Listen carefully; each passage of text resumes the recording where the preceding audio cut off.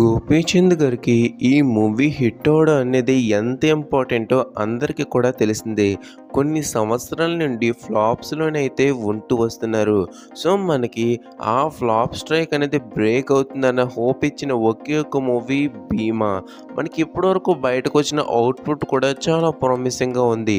So, మొత్తానికి ఈ movie అయితే థియేటర్స్‌లోకైతే వచ్చేసింది. మరి రివ్యూ ఏంటి, రేటింగ్ ఏంటో తెలుసుకునే ముందు ఇప్పటికొచ్చి మన ఛానల్ ఎవరైనా సబ్స్క్రైబ్ చేసుకోకపోతే వెంటనే మన ఛానల్ సబ్స్క్రైబ్ చేసుకోండి. ఇంకేం లేట్ చేయకుండా టాపిక్‌లోకి వెళ్ళిపోదాం. ఈ మూవీలో గోపీచంద్ గారికి విలన్ షీట్స్ అనేవి కొంచెం ఎక్కువగానే ఉన్నాయని చెప్పుకోవాలి. ఎందుకంటే మనకు ట్రైలర్‌లోనే చెప్పారు, రాక్షసులను మింగే బ్రహ్మ రాక్షసుడు అని. సో, మరి విలనిజం అంటే గోపీచంద్ గారు చాలా చేస్తారు. మనకు పర్ఫార్మెన్స్ కూడా అదే రేంజ్‌లో అయితే ఇచ్చారు. ఇంకా రవి బసూరి ఇచ్చిన బీజీఎం అయితే టాప్ నాచ్ అని చెప్పుకోవచ్చు. మెయిన్‌గా క్లైమాక్స్‌లో వచ్చే ఆ డ్రమ్స్ మ్యూజిక్ అయితే మూవీకే హైలైట్ అయింది. ఇంకా సాంగ్స్ కూడా డీసెంట్‌గానే ఉన్నాయి. ఇంకా అదర్ క్యారెక్టర్స్ పర్ఫార్మెన్స్ కూడా బానే ఉన్నా హీరోయిన్ ట్రాకే కొంచెం అన్‌వాంటెడ్‌గా అనిపించింది.